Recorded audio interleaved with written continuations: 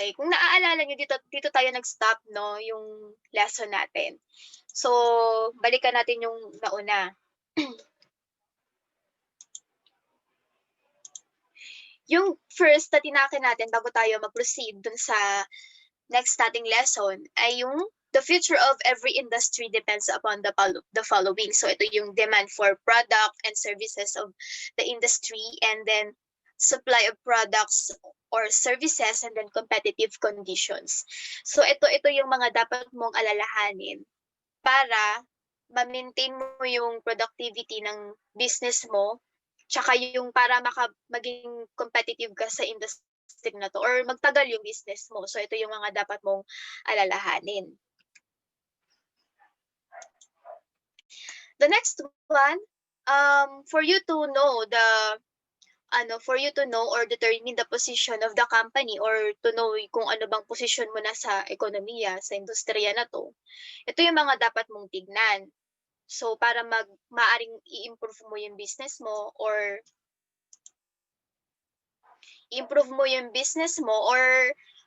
um, i-continue mo lang yung ginagawa mo.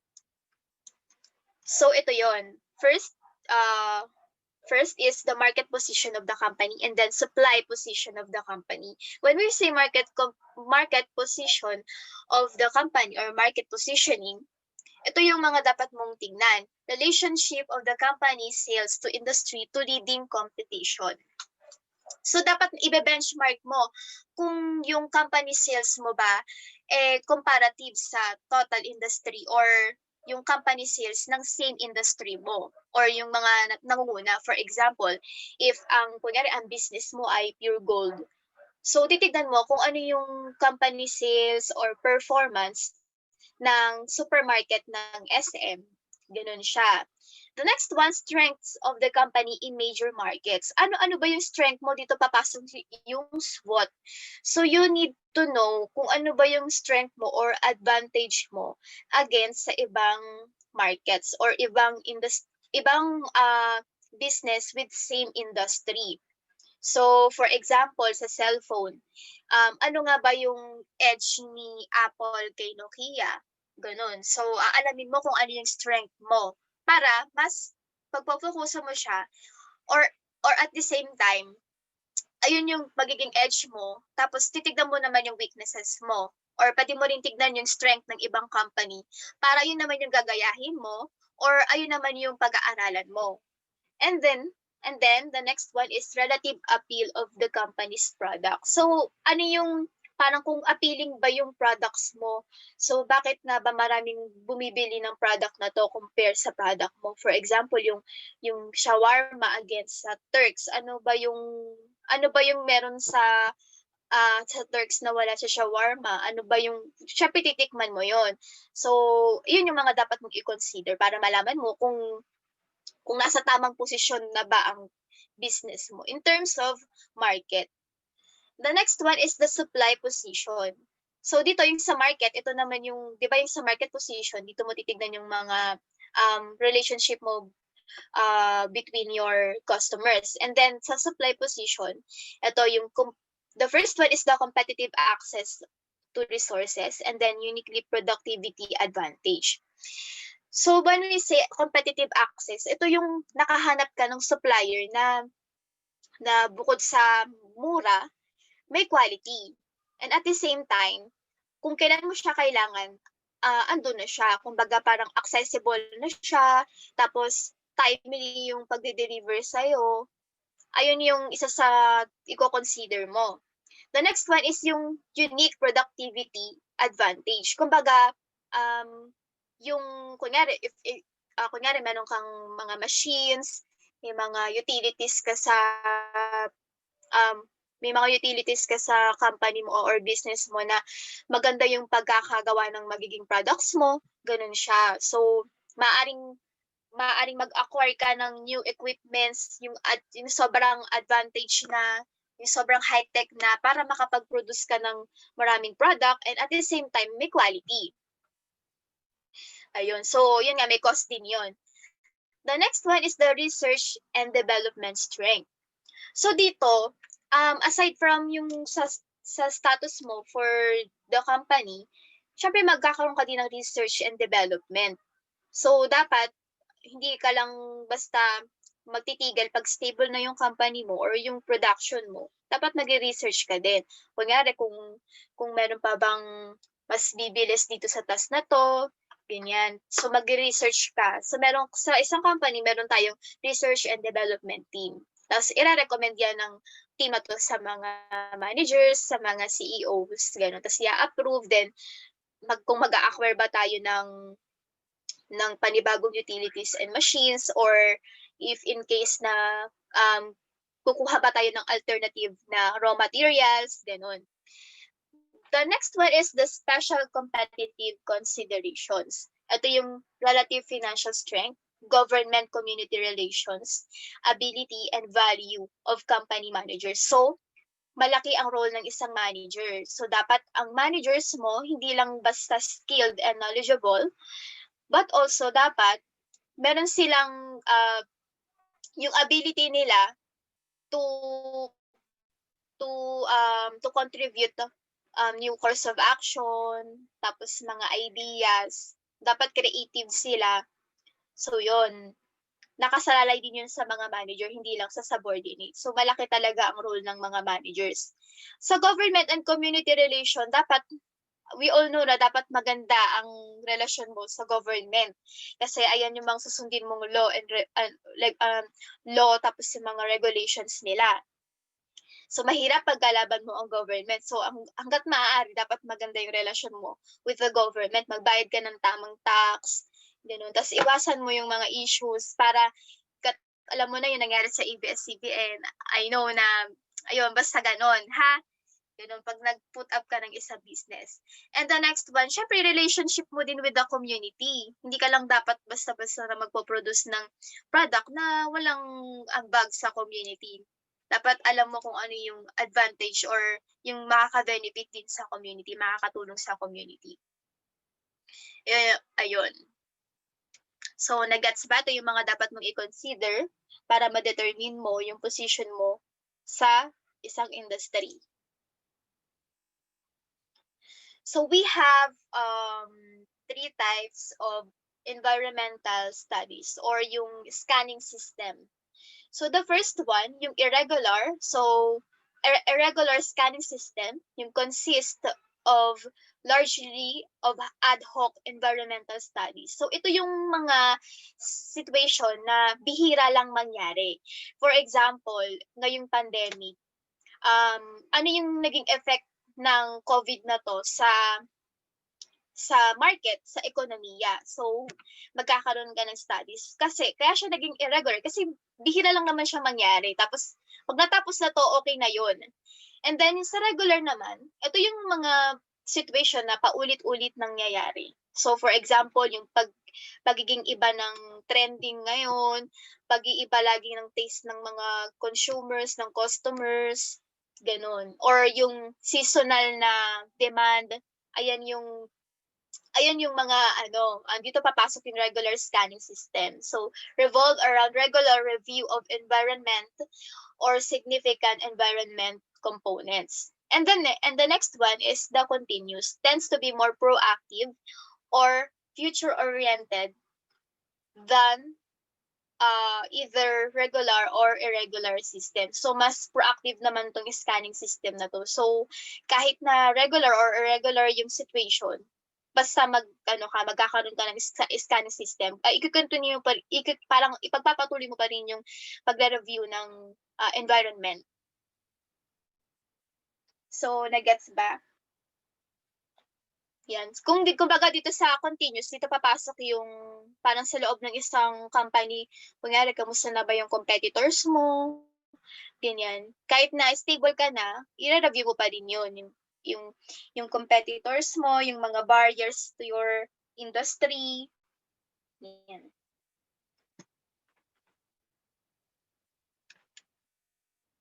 Okay. So, we have several techniques for analyzing the business environment. So, ito namang mga mga techniques na to, ipapaliwanag pa natin to ng mas malawak on the next chapter. So, the first one is the scenario planning. Parang dito papasok yung pagpo-forecast eh. So, scenario planning, formulation of multiple forecast of future conditions followed by an analysis of how to respond effectively to each of those conditions. So, di ba nag-forecast ka? Tapos, sa pagpo-forecast mo, meron kang nakitang problema. Parang siyang paglalaro ng chess. So, di ba, pag naglalaro ka ng chess or basta ng games, bawat movement mo, bawat move mo, iti-check mo kung ano yung magiging effect nito on the future. Kunyari pag ginalaw ka ba, makakain ba ako, ganyan. So, parang ganun siya. Pag naglalaro ka ng senaryo, habang naglalaro ka ng senaryo, gumagawa ka na rin ng course of action. Kunyari, pag kunyari, pag sumugod ba kami, anong mangyayari sa amin? Paano pag, yung lagi mong iisipin yung mga worst scenario para gumawa ka ng paraan. Ganun lang din siya. The next one is the forecasting, process of predicting what will happen in the future, considering the interplay of some environmental variables. So, parang sa scenario planning din. So, nagpo-forecast ka. So, dito sa pagpo-forecast, syempre, i-consider mo din yung movement ng company and at the same time, yung movement din ng environment.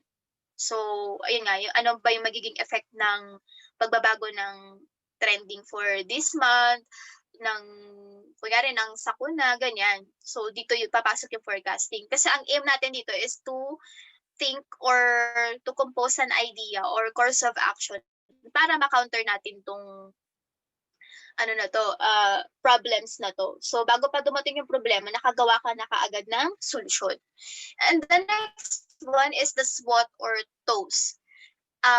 Ito yung strength, weaknesses, opportunities, and threats. So, baka siguro pamilyar na rin kayo dito. Ito yung parang may graph na 4 na box. So, nakalagay yung strength, weaknesses, opportunities, and threats ng isang company. So, dapat habang pinag-aaralan mo, ini-scan mo yung company. So, dapat i-determine mo kung ano ba yung strength niya and then yung weaknesses niya. And then yung opportunities and threats para alam mo kung saan ka magpo-focus. Kunyari, kung sa threats ba muna, paano natin to, kumbaga yung mga threats natin, paano ba natin to tatanggalin or ano ba yung mga course of action para mawala tong threats na to. Though, hindi naman talaga 100% na kaya nating i-diminish tong threats. Yung weaknesses mo, i-check mo din para malaman mo kung paano mo siya i-improve. Yan. Sa sarili mo din, pwede ka rin gumawa ng SWOT para malaman mo kung ano ba yung i-improve mo. Ayun. Tsaka kung ano yung i-showcase mo. Kaya yung strength mo, ganyan. Strength ko, math. Ganyan, i-showcase ko yon. Tsaka, ayun yung para malaman mo kung saan ba mapunta ang business mo. Ganun. Or ikaw, sa sarili mo, kung ang strength mo ay math, saan ka ba papunta? Ganun. Syempre, ikaw consider mo kung ano yung strength mo. Diba?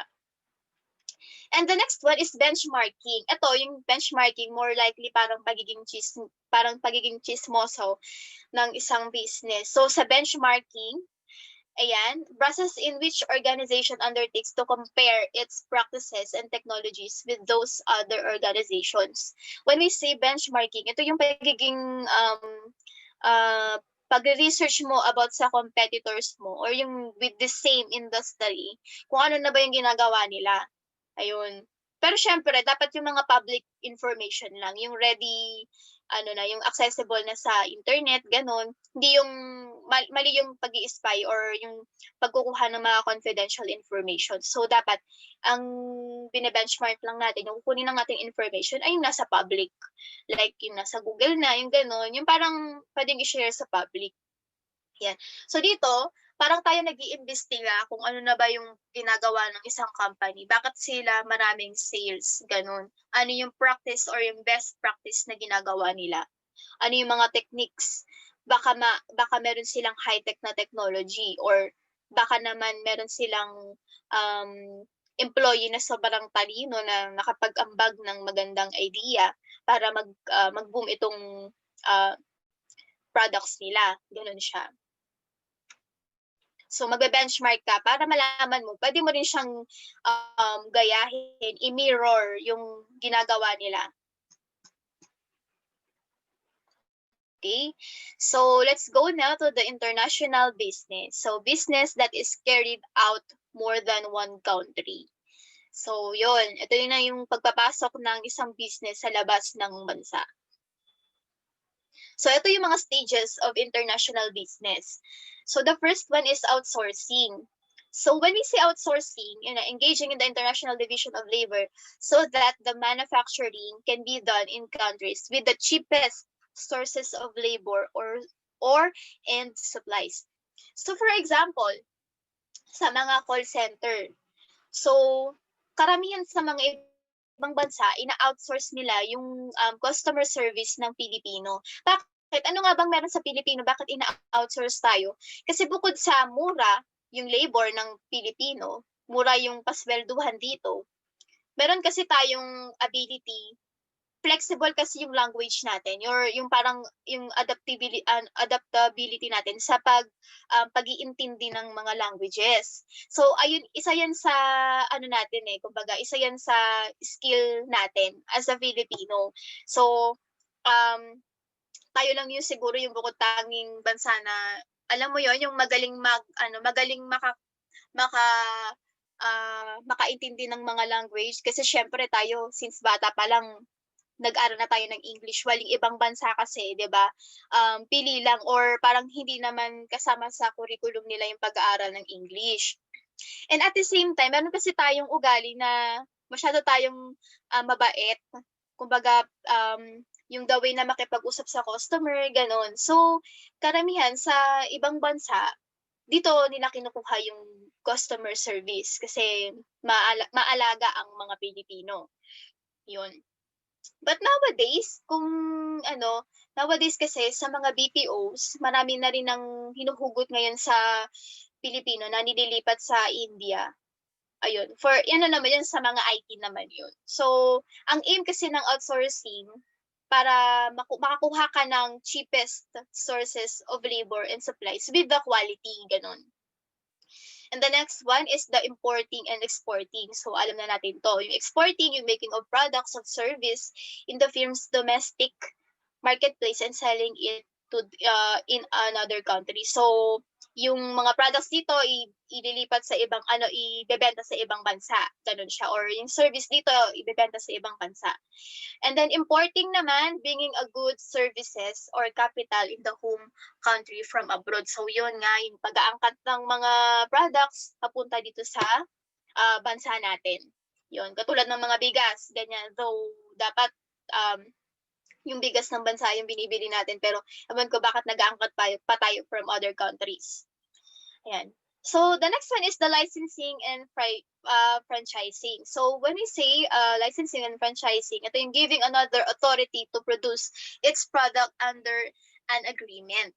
So actually paras lang ang licensing and franchising. Yun nga lang, nagkaiba sila kasi ang licensing for manufacturing naman siya, while yung franchising service. So 'di ba familiar tayo sa pagpa-franchise. Kunyari, nagpa-franchise tayo ng siomai, nagpa-franchise tayo ng Jollibee. Kasi, di ba, though, nagpo-produce sila ng product, ang ano talaga nun is service. Alam niyo kung bakit? Di ba minsan, may nakikita kayong restaurant like Jollibee, McDo. Ayan, akala nila products yun. Pero, ang business na yun ay service. Kasi ganito yung pagkakaiba niyan. Pag sinabi nating manufacturing, pag manufacturing, yung parang katulad ng San Miguel, ganyan, ganon. Tapos, ang franchise naman, ay yung service naman, yung paggagawa ng products. Dapat ewan ko nga kung bakit tawag dito, dapat manufacturing din yung Jollibee. Kasi alam ko, pag gumagawa ka ng same product, manufacturing yun. Pero pag like yung mga high-end na restaurant, yung parang mismo ikaw magsasabi sa restaurant na, ito yung gusto kong kainin, steak, ganyan. Yung wala silang menu, tapos sasabihin mo lang kung ano yung gusto mong kainin. Ayun yung service. Ganun siya. Dapat, yung mga siomai na yan, yung tawag dito, yung mga siomai na yan, licensing and manufacturing. Kasi same product lang din naman siya. Same product, hindi siya service. Yan, so yung Jollibee, dapat ano yan, licensing, manufacturing sila kasi same product. Pag ang isa kasing restaurant, pag masasabi mong service yun, pag ikaw mismo nagsabi sa mga waiter or sa counter na kung ano yung gusto mong kainin, na wala silang menu, wala silang inuulit. Kumbaga ako gusto ko ng sinigang pero walang menu. Parang gusto mo lang ipaluto. So ayun yung service.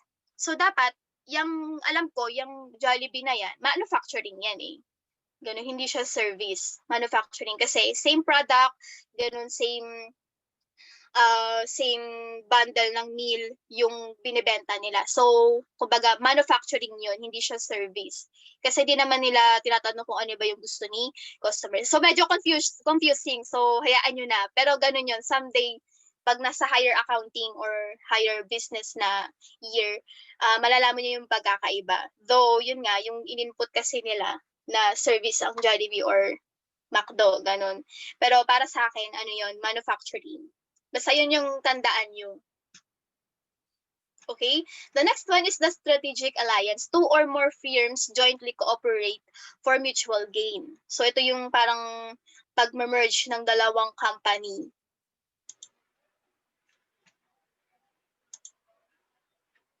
So there are two types of strategic alliance. First is the joint venture, specific type of strategic alliance in which partner agree to form a separate independent organization for some business purpose. While yung isa naman, yung wholly owned affiliates, 1/3 of the multinational companies enter foreign markets through this, tapos 100% by the parent, yung company formed it. Parang ano na to eh, 'di ba yung joint venture, parang meron pang separate na entity. While yung sa wholly owned, parang binibili talaga yung isang company para, kunyari yung foreign, dahil gusto mong pumasok sa international business, bibilhin talaga ng foreign yung isang company na to. Kumbaga siya na yung magiging may-ari.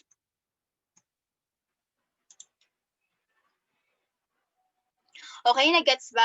So ito yung mga challenges na hinaharap ng international business and environmental challenges of international business. So first, yung economic system.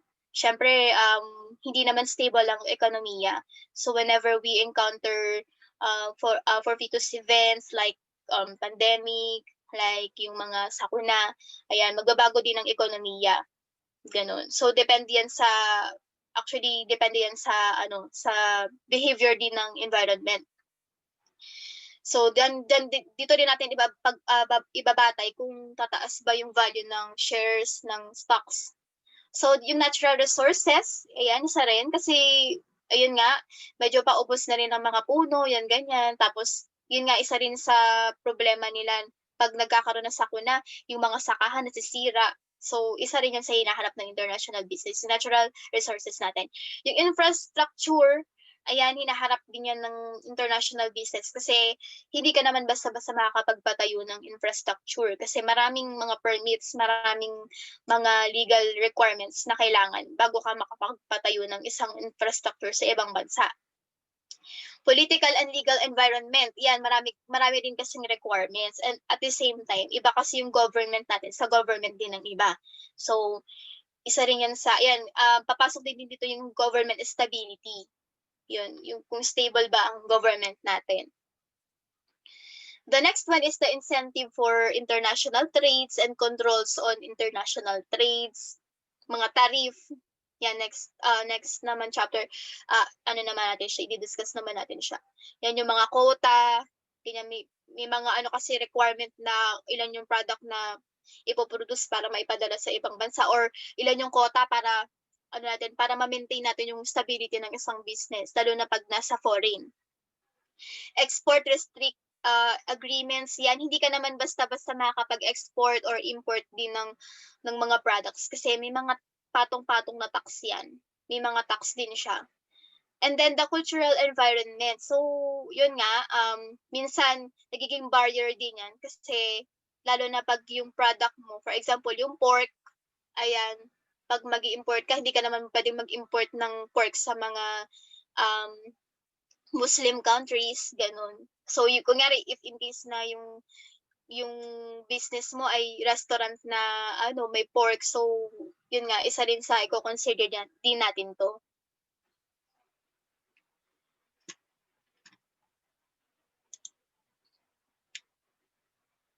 Okay, the next one is yung phases of economic growth by Rostow. So, ito yung tinatawag na Rostow stages of economic growth or modernization theory.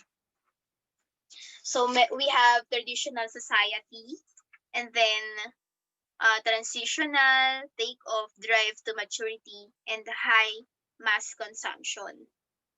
So when we say traditional society, the economy is dominated by subsistence activity. Output is consumed by producers.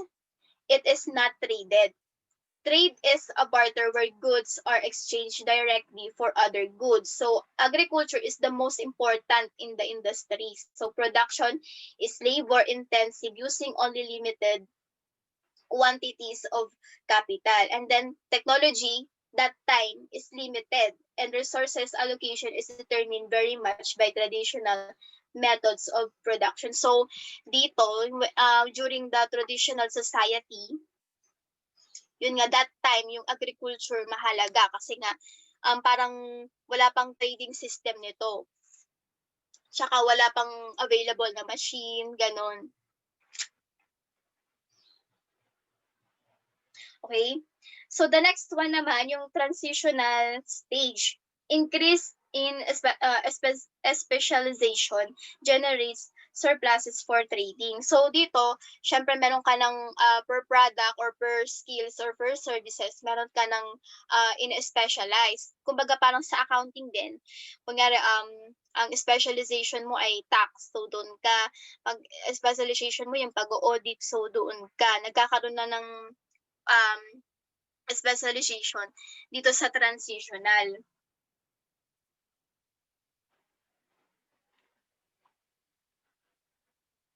Okay? So pag meron kang specialization, dapat meron kang talagang isa lang yung focus mo.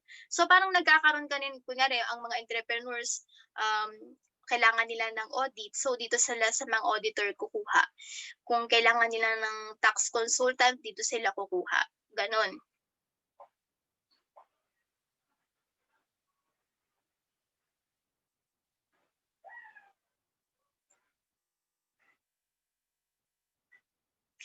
So the next one naman ay yung take-off. Dito sa take-off, yung industrialization increases with workers switching from the agricultural sector to the manufacturing sector. So 'di ba, from traditional society, which is yung agriculture, lumilipat na tayo sa manufacturing sector. Yung pagma-manufacture na, parang 'di ba sa agriculture yung galing sa sakahan, ganyan. Then i-distribute sa mga businesses. And then dito na pumapasok na tayo sa manufacturing. So dito na tayo parang tayo na mismo yung gumagawa ng sarili nating product. Growth is concentrated in a few regions of the country and within one or two manufacturing industries. So people can save money. The economic transitions are accompanied by the evolution of new political and social institutions that support industrialization. And the growth is self-sustaining as investment leads to increasing income, in turn generating more savings to finance further investment.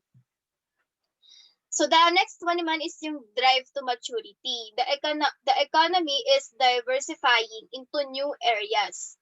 So dito na papasok yung technological innovation. So in technological innovation, it provides a diverse range of investment opportunities.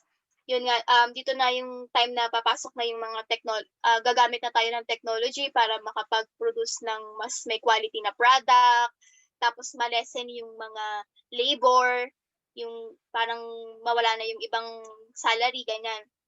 And at the same time, mas madami na yung napoproduce. So nagkakaroon din ng mas maraming investment opportunities.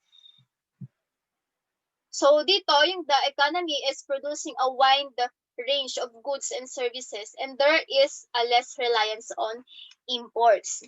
So dito, syempre, dadami na, parang mag-e-expand na din, dadami na yung pagpo-produce mo ng product, mas maraming services na ma-o-offer, tapos nale-lessen din yung pag-i-import. Kasi nga, available na yung technology dito sa bansa na to. And then the next one, the last one, yung high mass consumption. The economy is geared towards mass consumption, and the level of economy activity is very high. So technology is extensively used, but its expansion slows. The service sector becomes increasingly dominant.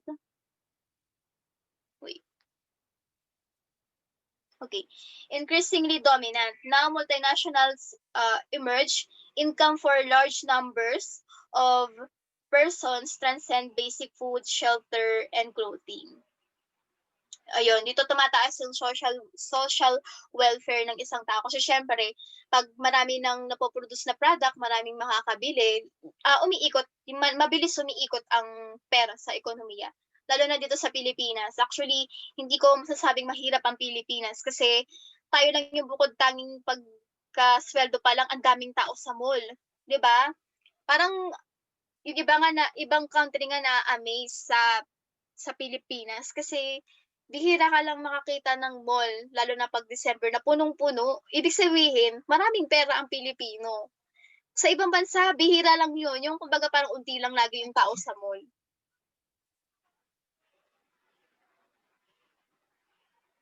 Ayun. So tayo, ang mga Pilipino, mayaman tayo kasi kakasweldo pa lang, nasa mall na tayo. Laging maraming tao sa mall. So mabilis umikot ang pera sa Pilipinas.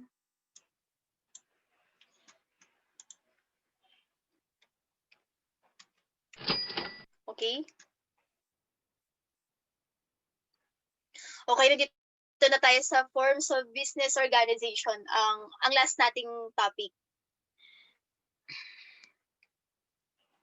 Okay, for the first, we have three major forms of United States.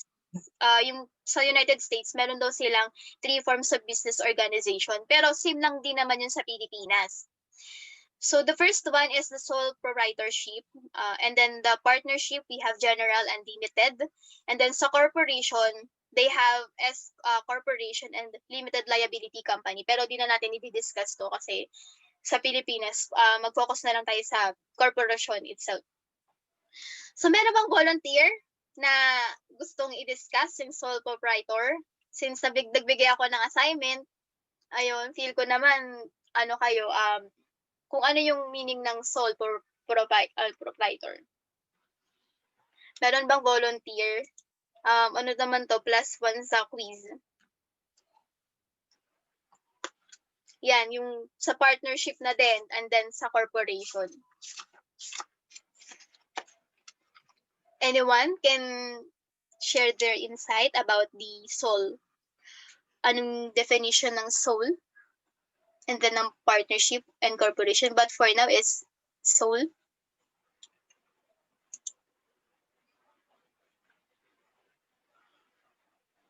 Wala.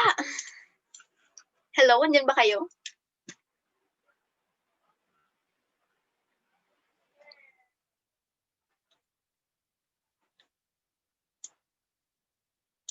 Okay, sige na nga, ako na nga lang. Okay.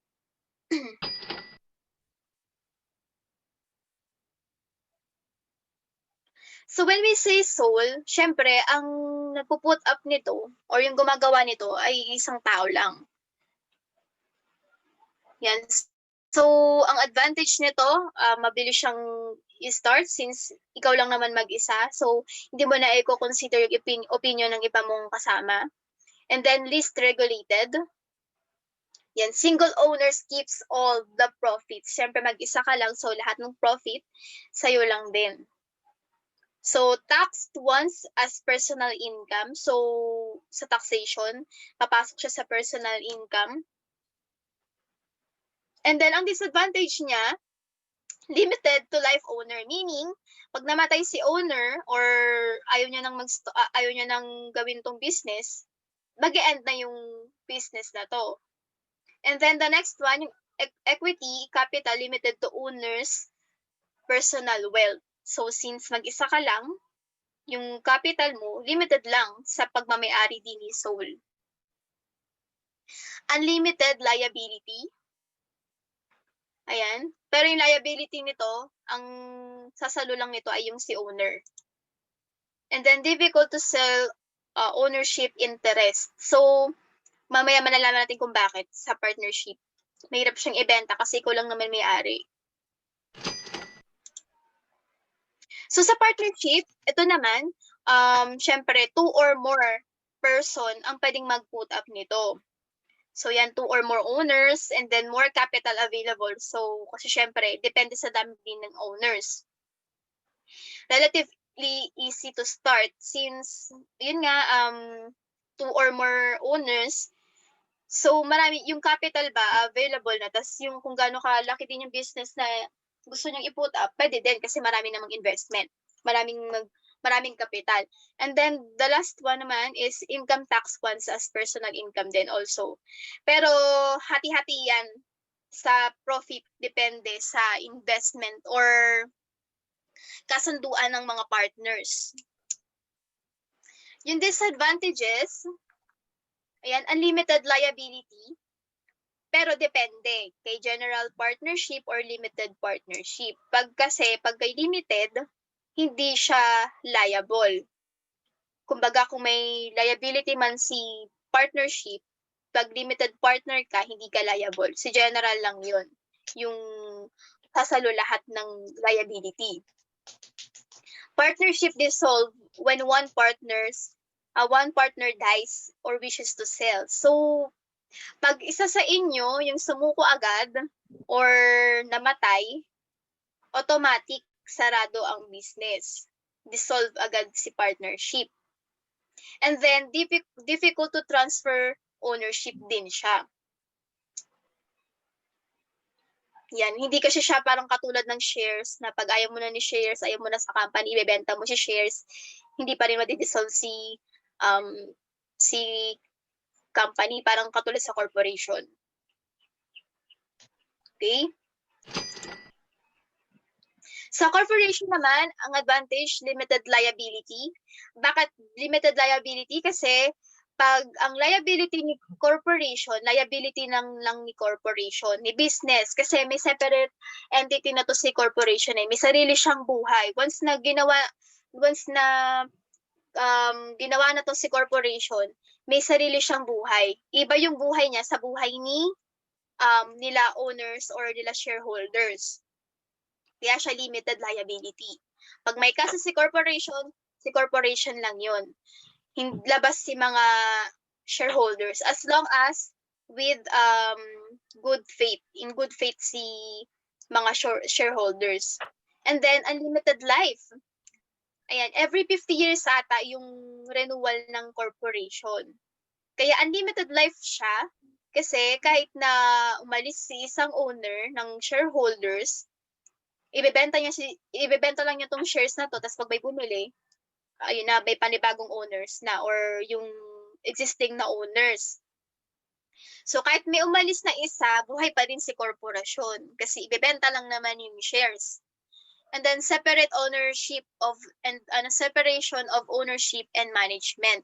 So yun nga, 'di ba merong mga shareholders, madaming shareholders kahit 100 yan. Tapos yung 15 person lang naman, yung top 15 or depende sa kagustuhan ni korporasyon or yung highest na kunyari yung papasok sa 50% or 10% na total of shares, yung papasok ng board of directors or yung na tinatawag nating yung mga piling shareholders. So, 'di ba, yung iba pwede kang maging owner pero you don't have the right or wala kang liability sa pagmamanage ng business. So, yung mga board of directors, pasok lang doon yung magmamanage ng korporasyon. So, pwede kang shareholders, ganyan, kahit isang lang shares mo, pero hindi mo na responsibility yung pagmamanage ng business. And then, transfer of ownership is easy. Kasi yun nga, pag ayaw mo na, ibenta mo lang si shares, ayun, transferred na yung ownership. And easier to raise capital. Kaya sinabing easier easy yung pag-raise ng capital. Kasi magbebenta ka lang ng shares, magpa-publish ka lang ng shares sa primary market or secondary market. And then yun na, pag marami na investment na yun, marami ng, pag may bumili, the investment na yun dagdag sa capital.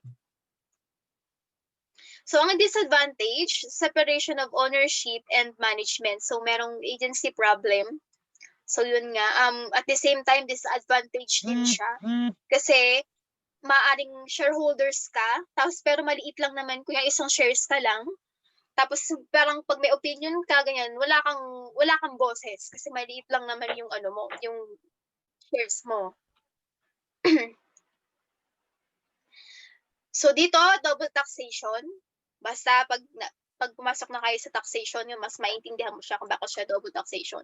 Income tax at the corporate rate and the dividends tax at personal rate. So, yung profit ni corporation, ayan, may tax na yon. And at the same time, di ba, pag meron ka ng profit, tapos i-share mo na yun sa mga shareholders as dividends, may tax ulit yun. Okay? So, basta, pag sa higher accounting yan, huwag na natin muna problemahin to. Basta double taxation siya. So, yon, that's all for today. Sakto, 11. So, any question? Wala ba kayong